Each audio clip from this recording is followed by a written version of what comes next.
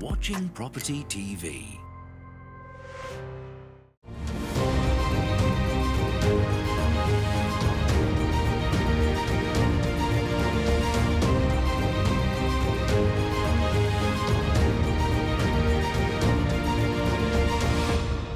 Hello and welcome to Property Question Time. I'm Stephen Galpin and this is the programme where you can have your property related questions answered by our team of property experts. And joining me today is Hayley Andrews, CEO of Your Freedom Empire, investor, developer and educator. Welcome Hayley. Thank you for having me. Good to see you again. And with you is John Howard, property developer, investor, author, broadcaster and various other things too. Thank you, Stephen. Good to be back. Good to have you. Interested to hear what you have to say with your questions, knowledgeable as ever. Thank you. So there we are. Hayley, I'm going to start with you. When investing in rental properties, would the panel suggest as a first-time entrant to the industry, I should invest in my own local areas or spread my investment across the country to ensure mitigation of risk in any one of the area's ups and downs? Good question. So it's quite common when you're first starting out, if it works within your local area, to actually start in your local area. But as you grow your portfolio, you definitely do want to diversify and you want to spread your risk. So you don't want to put all of your eggs in one basket and just focus on one area, for example. So I suppose the question really, to put it back, is to kind of say, well, does it work? You know, first of all, make sure... You're asking me to answer it. Yeah. So just make sure that it works within your area. If that gives you more confidence, then great. You know the area, you know more people within that area, you perhaps have tradesmen, etc. Competent management companies. It really depends on the strategy that you're looking to adopt, and if it works for you from a yield perspective. Does it, is it going to produce the yield that you want? Not everybody has the luxury of being able to start in the area that they live. And as you know, Steve and I work a lot with internationals who are not living or working here in the UK. So they have to be comfortable to invest without having ever going to see the property. So as long as you have boots on the ground, good competent teams in place, you do the research, you're happy with the margins, you meet your benchmarks, it doesn't really matter.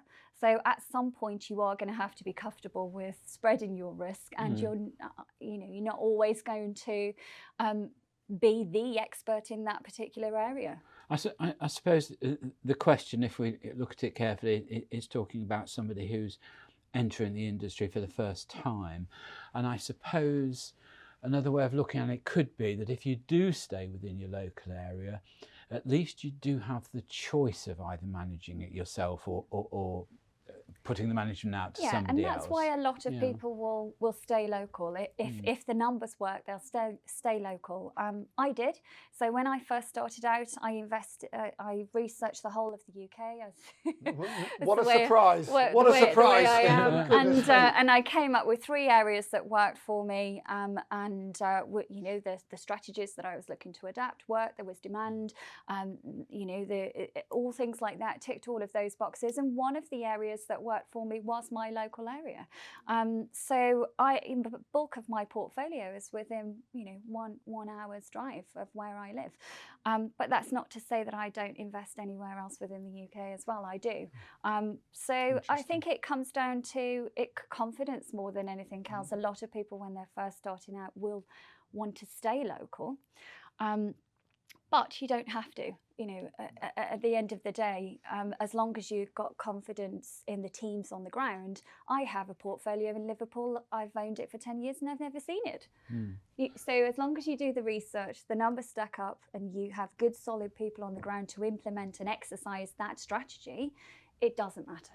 When you're doing your research, how much do you let potential events, things like HS2 or in London, say for instance, Crossrail, how much do you let those kind of factors influence your decision? I don't let them influence my decision at all. So I look for it, but I don't invest solely for that purpose. So I will look at where the money is being spent and follow those areas, but it has to work for me from day one. now. Yes, now. Yeah, I think So that's absolutely and right. then yeah. if I get, it's a bonus if that comes to fruition. I think the other thing is a lot of these areas, you take Digbeth in Birmingham, Yeah. for instance, is an area where everyone's been talking about it for a long, long time. The profit's already been taken there by other people. In other words, it was built into it probably 10 years ago. Everyone said, oh, you know, Digbeth is going to be, HS2 is eventually going to come. And it's already been committed, if you like, rather than now it's just too late. They always say, don't they, on any different development like that area where it's improving, is never be the first in and never be the last out. Yeah, and I think that's quite sensible. It is sensible, yeah. I mean, from my own point of view, I mean, I came to London, I remember 35 years ago, and I mean, I worked down at Tower Bridge, and it was very trendy, very good development down there. Sir Terence Conran was doing. He's now died, unfortunately, but it was very, very good. But you know, it took 25 years for that really to take off and become. And it was the catalyst of the mayor's office that really sort of made it work. But that was 10 or 15 years into the situation. And that's the biggest, you know, one of the biggest cities in the world with you know, massive resources and lots of people here and everything else. I think lots of people critical. make that mistake. Lots of people will, you know, they'll look at the government infrastructure plans. They'll look at, you know, as we've said before, regeneration, funding, things like that, which is great. You need to focus on that, but that should not be the only reason you're invested in that area. I can't tell you how many people I've talked to that have invested on Crossrail, and I mean, too late. Probably. I don't know now.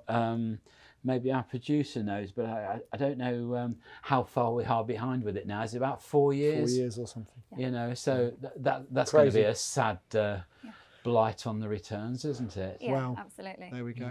Okay, good. Okay, thank you for that, Hayley. John, your question. Do the panel think that the COVID trend of leaving the cities and working from home is beginning to reverse? The bigger question may be whether the peripheral businesses like cafes and bars will survive to support city workers. Interesting question. For me, we've come forward 10 years and 2 years, and we've seen a massive exodus from city centres, from people living in city centres and living in big cities into the country if they can afford to do so. A lot of these people were probably always going to move out, but what they've done, they've sat there during COVID and thought, why don't we do it now rather than wait 5 years' time or 10 years' time? And they've done it. They've moved out. Now, some of those people have suddenly realised, who aren't used to living in the country, well, where am I going to get my cappuccino from? Well, where is the nearest upmarket delicatessen? John, can I just interrupt you? So yeah, go on, you normally do. I have to say that in the Evening Standard last night, there was a headline and it said, "We moved to the country. Yeah. What a disaster. Where do I get my cappuccino?" Selfridges, and I hadn't read that because I'm from Suffolk. Selfridges was 50 miles away. Yeah. What on earth have we done? And a lot the of idea is nice. Some of those people have now decided maybe to retain their home in the country, but have a bolt hole in the city, to have a bit of city life, which is interesting. And of course, the people have sold in these cities. People have bought their houses, so it's not everyone's. It's not, you know, people are still buying in cities and towns. But it's certainly, we've seen a movement to bigger gardens, and you know, if you're doing an apartment block, for instance, please try and make sure you've got some outside space, balconies or something like that, because people realise how important it is for mental health now and everything else. Now, like anything, it all goes one way and then it comes back a little bit. And that's what's happening. So working from home is a good example, isn't it? We're talking about, you know, working from home was 75% during the lockdown. You know, there's people who think it's a great idea and want to carry on doing it. It's good for quality of life, good for families and so on, flexibility. So, you know, it's gone from 75 probably back to 25, 30% of people working from home probably. And that's probably, it will settle down at that. But it's a good thing for the environment, less traffic, less car movements and so on. So it's not a bad thing. And a lot of people may do 3 days in London, not 5, and things like that. It was already starting to happen. It's just exaggerated it and moved it forward quicker, I think. I just don't know what's going to happen to the sort of investment that firms have made. I mean, a lot of the big firms as solicitors, for instance, have got office blocks here with swimming pools, with restaurants, with shops built in. Of course, if you're young, if you're young, you want to be in the city, you want that vibrant, you want all those things. But if you're married with children and all the commitments you've got from home, then to be able to work from home 2 or 3 days a week is a godsend to these people, especially with the internet now and everything else. Why shouldn't you? Data does show that people are coming back to the city centres. Yeah, they will do to a point. The demand has started to lift and prices have started to rise as a result. Yes.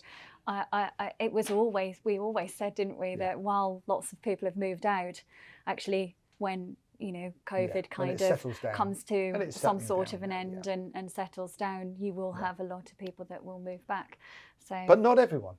Not everyone. No, not and I think we're seeing the some people are going adjustment. insane working from home, and cannot wait to get back in the office. So, and we have seen locally as well office space in higher demand and things like that. So I think more and more businesses are thinking about, maybe we made the wrong decision and we're looking for... I do think you need office interaction to make a company work. You need the input from employees. I think for young people especially, the older person that's been working in an office for 20, 30 years maybe, the opportunity to work from home for them is probably a godsend, and they don't need to be there. But who's going to train the young people when they start work if everyone's at home? So there's got to be a balance to this.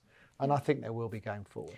I have offices and I went in every single, pretty much every single day, and I don't need to. I could work from home if I want to.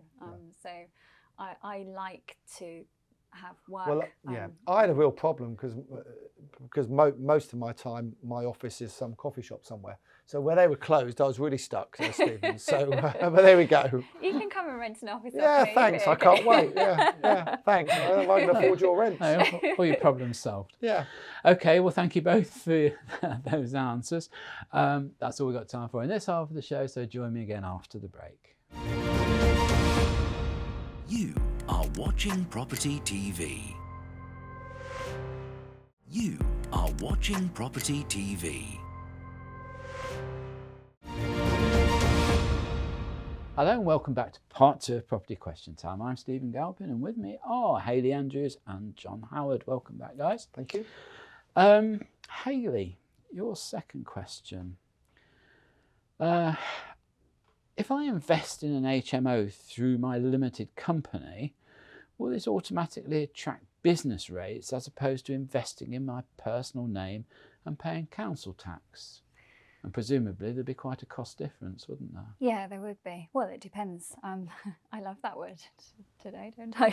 Yes. We're relying on you for everything today. Yeah, thank you very much. Don't know what you've I've come for, answered John. every question without answering a question so far. Yeah.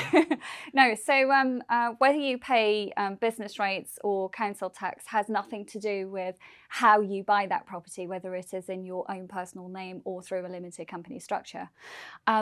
Whether you pay it, I think the question was it HMOs? Yeah. So a HMO falls under residential, so therefore would be council tax. If you are buying a commercial building, B1, for example, any business, then that will fall under business rates. The grey area, I suppose, is serviced accommodation. Do you pay council tax or do you pay business rates? So it comes down to, has there been a material change of use? Are you operating under residential still? Or do you have a different use classification on that property? And then it would come down to the valuation office. So if you're unsure, just put a check through the valuation office. You can challenge that through there as well, and they will say whether you should be business rates or council tax. Well, you just mentioned sort of change of use, perhaps. If you bought a commercial building that was paying business rates and then you converted that to residential, would that classification again change with it?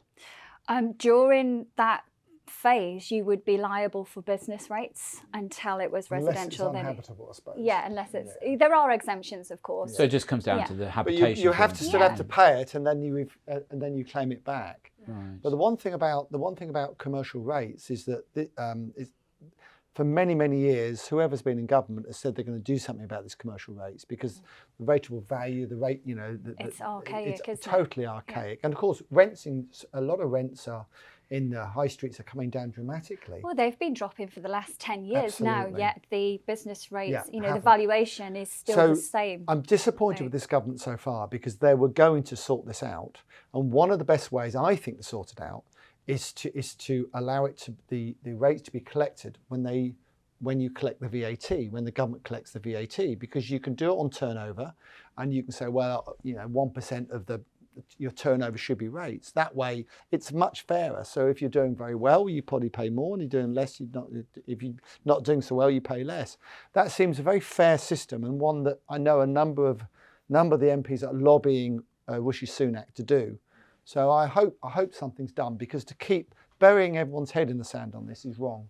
Well, I think two things there, John. That's the first time I've ever heard you criticise this government. Well, it's crippling, you know, the high streets. What can I say? Yeah.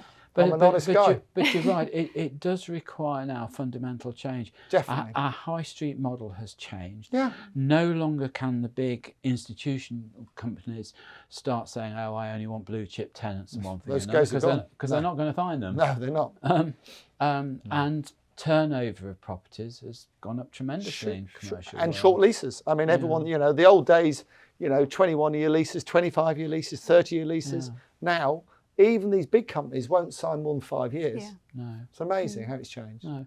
And I mean, again, the big institutions, their motto at one time was, you know, I want the highest paying tenant for the longest period of time. And that doesn't now work anymore. the high streets aren't hot anymore for investment, but the distribution centres are. So all these big distribution centres up and down the motorways, they're the investment. And some of those investments are like 4%, 4.5% yield now, because they know who's going to rent them. And what does a distribution centre pay? Is it a sort of just a normal commercial rate? Commercial rates, yeah. Or do they get concessions? No. No. No. Okay. Well, that is quite interesting, but I'm sure structures are changing and it's needed. It's needed. It's been needed a long time, and it's a shame that they haven't. But I always have this worry whether the government are really the right people to work out what to do. Well, we're in trouble if they're not. Well, you know, we've had such a succession. How many housing ministers We've have we got a had new now? one now, and I haven't met him yet, and I can't remember his name. But that's I think that's the 13th 13th in 10 years. 13 in 10 Isn't it years. Yeah. 14? No. Is Could it? be 14. Is it? I lose count. I can name some of them, but I've met some of them, but not all of them. It is a huge problem. Major problem. Business rates. And I agree, 100% Needs to be needs changed. to be sorted. It's because archaic. Yeah. It just goes against the message that's been put out there, you know. Yeah. It just doesn't fit Just- this market anymore. Just as a quick interlude into our programme, you'll have seen in the news this last few weeks a lot of criticism of the government for not controlling very, very badly repaired and maintained properties, particularly in the sort of local housing sector run by councils and housing associations. They're going through a period of exposure at the moment, aren't they, on TV quite heavily. Yeah. Do you think the government should be more heavy-handed with local authority landlords? Well, at the end of the day, most of these landlords, and we're talking about, like you said, local authority and housing associations, they're funded one way or the other through the government. And they get money through the government to maintain these buildings. What can the government do? You know, can they The same penalise them in focus, some way? the same focus on It's the private wrong. rented sector dreadful. should be Yeah. in line with, you It's know, absolutely social housing as dreadful. well, and unfortunately it's not. And And quite some- often the quality of accommodation in the private rented sector is higher. Much higher, much more so now than it Yeah. ever was in the past. Yeah. Yes. So Do we think the housing association model perhaps needs changing now? Well, I think one of the things with housing associations, a lot of them are now selling a lot of their old stock because of the EPCs. They can't get them up to C where they need to be, Yeah. and they're building new. Which is going to be a legal requirement soon. Going to be isn't it? legal Yeah. requirement soon. So the cost of bringing them up to C means that they're selling these assets to people like us, and who we can afford to do it somehow, and they can't. I can't. We'll never work that one out. And they're building brand new. So a lot of these housing associations now, almost like house builders, really. yeah. It's all changing. Okay, all right. Well, thank you both for that. Right, John, I am about to buy my first home, but I can't decide whether to buy a new build home or an older property, which often seem to be a little cheaper when making comparisons. Could the experts give me some advice on the pros and cons of each type of Now purchase? you know why you're smiling. biased. You know why you're Answer smiling. that question. and I'm going to be very, very honest, and as I always try to be, and straightforward. Currently, there is about a 15% difference between a second-hand home, pro rata to square footage, and a new home. And there's only one reason for that, really. Two reasons. One, you get a 10-year warranty on a new home, so it's a bit like buying a new car. But the second thing is the Help to Buy scheme, which you don't like very much. I appreciate. We've discussed this on a few occasions, Stephen, but it's helped something like 700,000 people now in the UK, mainly first-time buyers. It's ceasing in April 2023, but it's helped a huge number of people get on the housing ladder. But because of that, and because the properties had to be refurbished or new, it has created a two-tier market. So if you want a bit of value, I would go second-hand. If you want it all brand new, and I know someone very close to me is buying a brand new car shortly and likes it all brand new, and I understand that, Stephen, why you want a brand new car. But of course, you could have chosen a car 2 years old, but you haven't done. You've chosen a brand new one. And you know that there's going to be probably a slight drop in the value, but you're happy to do that. And the same with a lot of people who buy brand new. People must appreciate, if you're buying a brand new house, you are paying a premium for that. Now, recently, that premium, and there's been no drop in the price. But if you buy a property early on in a development, or very late, then you might find that the second-hand values are less to start with the first year or two. John, I don't have a difficulty with, in principle, with a help to buy scheme. Good, it's a fantastic scheme. I think that's great. Well, I'm not sure whether helped a lot of developers. Thank you very much. It did help, I think, more developers than it did purchasers. Well, but I think the other thing is, I know you quote the figure, it's helped 700,000 Yes. people. Yes. I think you have to ask the next question, which would be, how many of those 700,000 wouldn't have bought if there wasn't the Help to Buy scheme? I would say over half of those people couldn't. Remember, 400,000 people last year came onto the housing ladder in the UK. 400,000 people. It's phenomenal. It's phenomenal. And what other country can say that? And how many new homes did we build? Well, we build 230,000 new homes a year. So there's going to be 170,000 shortfall we then, need which will to build, push the prices up in my even view, more. we need to build 500,000. I agree. The government say it's 300. It's not. It's 500,000. They're trying to get it up to 300,000. But it's controlled by the 10 large house builders. They control the market. They control 70% of the market. So they're not going to flood the market with too many houses, because they don't want the prices going down. I think in today's market right now, and again, this is just being impartial, buying new build is dangerous, I think. Even with the Help to Buy, because you could be stuck with a property with any fluctuations in the marketplace. You could be stuck with a property, you're tied to that mortgage, and you may struggle to sell or exit that. Well, you're right, because you see, if there's a 15% premium to start with, and the market dips 15%. Same as when you drive your car off the car lot, it loses value. Assuming I can afford it at the time. But you're paying for the luxury, aren't you? You are paying for having brand new, smooth, easy, but also don't forget, no maintenance for a few years as well. And that has an effect on people. Right. Okay. Well, on that note, I have to go to end the show there. We're out of time, John. So sorry about that. But thank you both very much. So that's John Howard. Thank you, and Hayley. Pleasure. Evans, thank you very much indeed. That's all we've got time for today. So join us next time on Property Question Time.